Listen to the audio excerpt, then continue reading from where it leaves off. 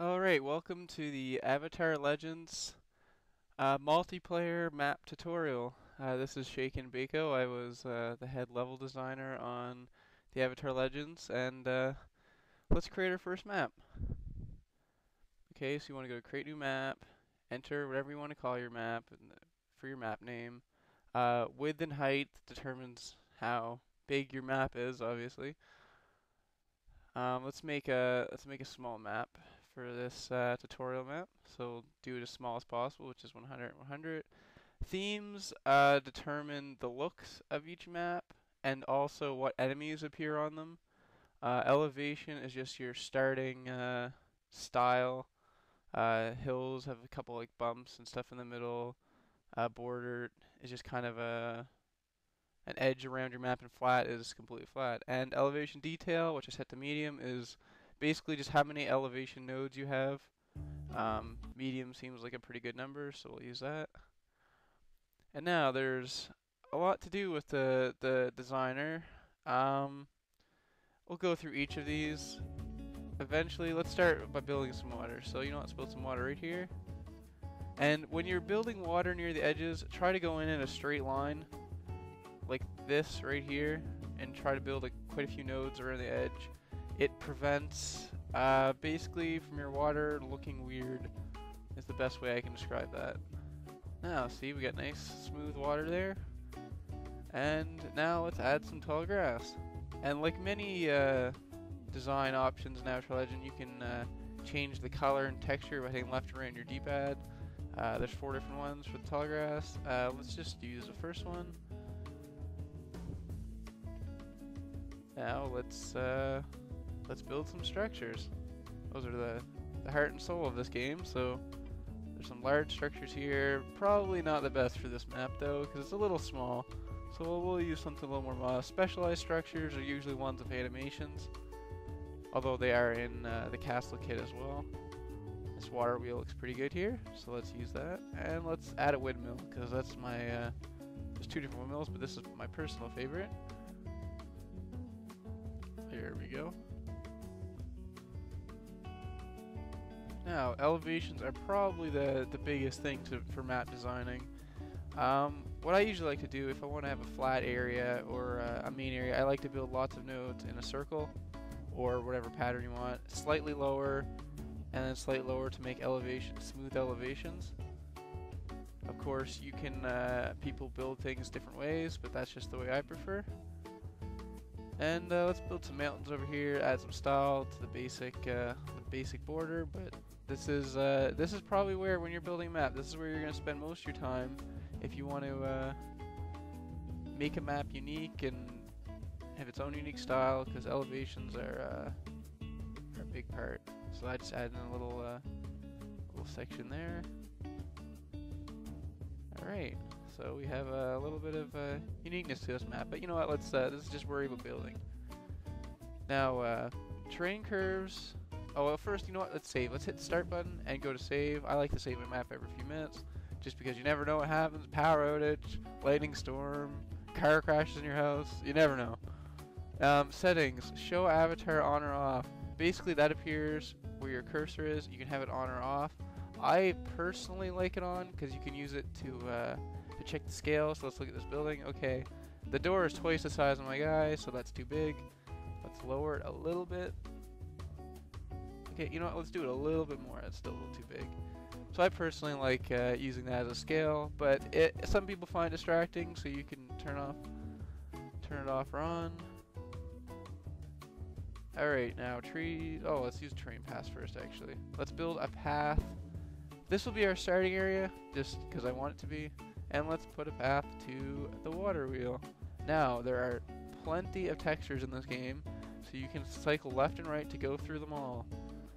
Not sure what I want to use here, so let's keep going. Actually, I think I'm going to use the same texture as what this hill is, so I'm just going to find this texture and it'll smooth right into this texture. So as you can see, I'll pull it forward, hit X is done, and now it's a smooth texture there and the path. So let's build that to the windmill. Done. Okay, now let's add some trees, which I was going to do before. Alright, there are plenty of trees, and like most things, you can hit left or right to change the texture or color on them. So we've got those two trees, we've got snow trees, we've got palm trees, cactuses. Probably not going to work in this map, so you know, let's stick to the pine trees and maybe some trees with some leaves on them as well. Let's add a different tree here, change the color, maybe orange. Oh, that's a better one. Alright, let's add some more pine trees. Alright, you get the idea. And you can build map pretty quickly using trees and fill it up. I like to fill up the open spots. And I'm gonna raise this here because I want a little more elevation around the starting area.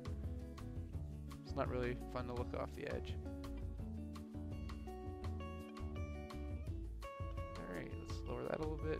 Smooth out that tall grass. Now, terrain curves. What terrain curves are, and you probably want to use these a lot, these actually, basically they let you build a texture over anything. So you can use any texture all the time. What I did there is I built it the same as the path and the height texture just to smooth it out, fill it in. And right here I'll show you how you can use it in a different way.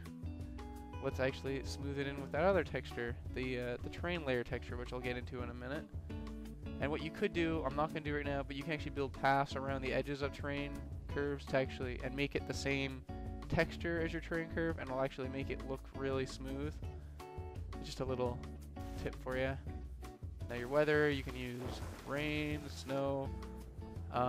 Probably not going to do it because this is the beach theme. That's oh, that's actually a town theme, but you know what? I want it to be sunny. Sunny looks better. Wind and cloud direction are just that. They rotate the sky in the game. You can mess with that. Now, combat waves. This is for multiplayer map. The main thing you got to worry about. This is where we're building the spawns, and oh, I just hit too fast there. I'm not used to building this fast. Just add some hero spawns, and you also have to add the enemy spawns. So let's add a few of those. Let's put some in the grass. And this is when you play your map where the enemies and basically the whole game comes from. The multiplayer section of the game. Then you have to name each wave, and you also can do completion events, which we'll get into in a second. But that is like, after you complete an event, you can make things appear and disappear, like gates or maybe a bridge. You can animate objects, you can change the music, you can have it so the weather starts up. I know there's a few maps in the game. Once you complete so many waves that it rains or something. And once again, just building another one because you need up to 5. Build some more enemy spawns. And let's just call this one test 2. And even though I'm building them in a way, and that's how they're done in the game, they're building them like in a progressing through the level, you could do whatever you want. If you wanted to just make a level where all the enemies come to you and have one spawn, just build 5 waves in the same spot, you can do that. So you can kind of have it, it's just because the waves get harder on their own. So you can put it right in the middle, put several different waves, and just, you know, defend a town or something. I mean, this is what the game is. You get to build your own maps. Now, let's go with terrain layers.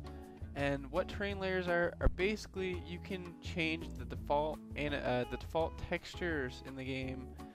You can raise and lower where they intersect each other. Basically, you can have 4 layers, change the textures, and they'll blend into each other. So I like the way they are, so I'm just going to back out of that, but that's something to play around with. Music is your starting music, and screenshot is what sets the preview for your map.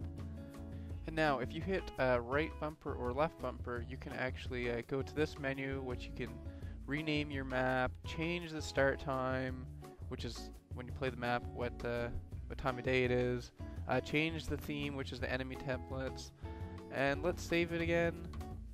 And now I'm just going to speed up the video to finish off the combat waves. And finally, with some slight tweaks at the end, you are going to get a map like this. Building this map took less than 10 minutes. So thanks for watching, and please feel free to watch the adventure tutorials, which show a lot more about the map design. Thank you.